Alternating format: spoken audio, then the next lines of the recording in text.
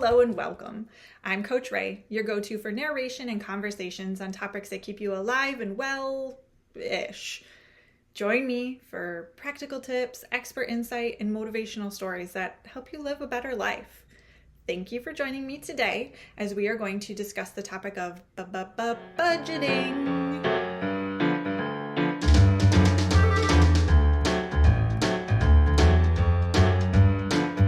About to read you the blog post titled The B Word We Love to Hate, Budgeting. I wrote this article and I'll link the original post below. Money can be a difficult topic to discuss.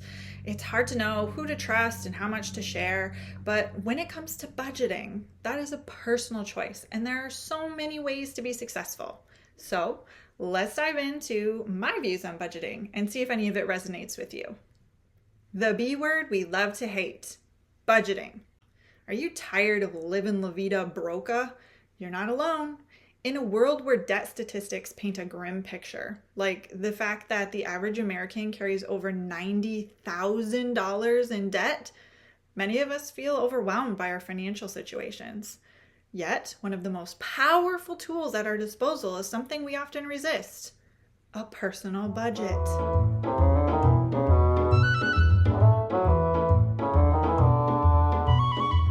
Budgeting matters. For many, the thought of budgeting feels tedious, even unnecessary. I used to be one of those people. I had a rough idea of how much was in my bank account and when the bills were due, but the idea of tracking every dollar felt like a chore. And if we're being honest, I will overpay for pretty much anything delicious. So I was blissfully in the dark about how much money I frivolously spent every week, especially on food. But everything changed when I, reluctantly, sat down and created a budget.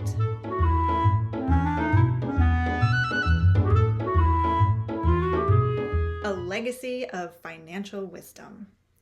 I was fortunate enough to grow up in a household where budgeting was second nature.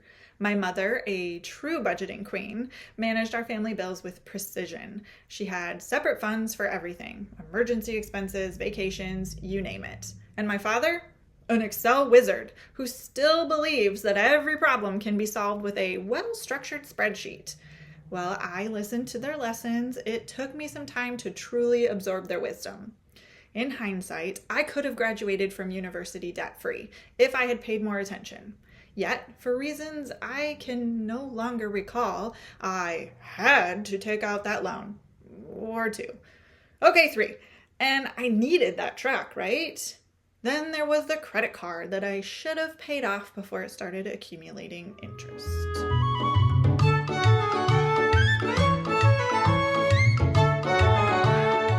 Turning the tables. While I can't change my past financial decisions, I can certainly prepare to make better choices moving forward. The game changer for me? My budget! With it, I was able to take control of my finances, prioritize spending, and, I'm proud to say, be completely debt-free by 30, which has a nice ring to it, right?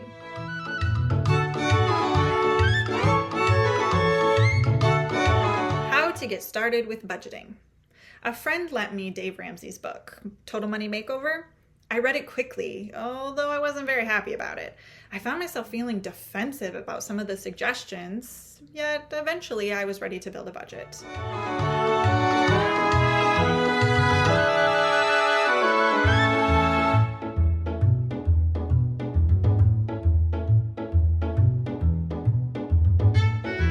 Number 1, track your expenses. Start by listing all sources of income and then tracking your expenses. You'll want to categorize your spending. Think bills, food, entertainment, and savings.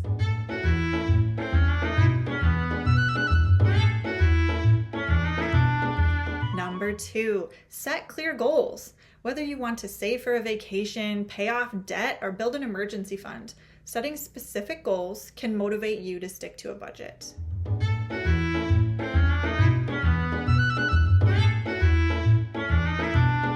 Number 3, use budgeting tools. There are numerous apps and tools available to help you track your budget. If you're like my dad, a good old-fashioned spreadsheet might work best for you.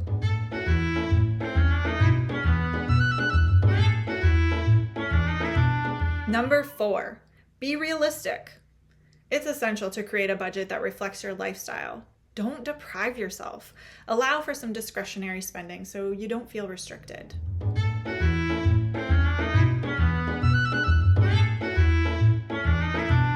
And number 5, review and adjust.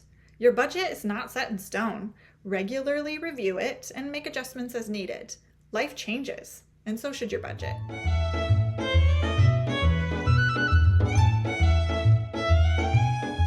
The payoff.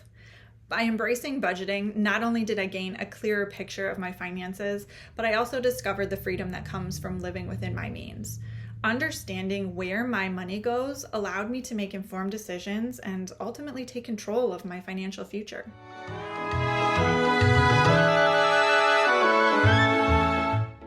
It's never too late to get out of debt. While budgeting may not be the most glamorous topic, it's a powerful tool that can lead to lasting financial stability. So, next time you think about avoiding the B word, remember that it could be the key to breaking free from the cycle of living paycheck to paycheck. Embrace it, and you might find yourself living a more fulfilling, financially sound life. And who knows, you might even come to love it. You just listened to me read the article I wrote titled, "The B Word We Love to Hate, Budgeting." And while I didn't go into the different techniques of getting out of debt, I hope you're feeling inspired to do some research and figure out what works best for you. We live in an instant gratification culture, and that's really hard to look past when you don't have a budget guiding your financial decisions. Again, I still treat myself to some delicious things. Make sure you bake in some of those discretionary funds so you can have fun with your budget. I'm curious, how do you feel about budgeting? Comment your thoughts below. And if you have any budgeting tools or resources that you love, please share those in the comments too for the Alive and Wellish community to explore. From pen and paper to high-tech apps, there are so many options, and I would love to hear what works for you. Additionally, if you want to see where you stand compared to your fellow Americans, or if you want to dive deeper into financial reports and studies, I've shared some reputable sources of information at the bottom of the original article, which is linked below. If you like this content, please share, give me a thumbs up, maybe even subscribe. I talk about all things that help you stay alive and well-ish.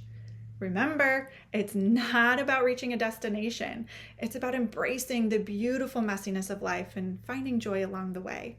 Take what you need, leave the rest, and until next time, stay well.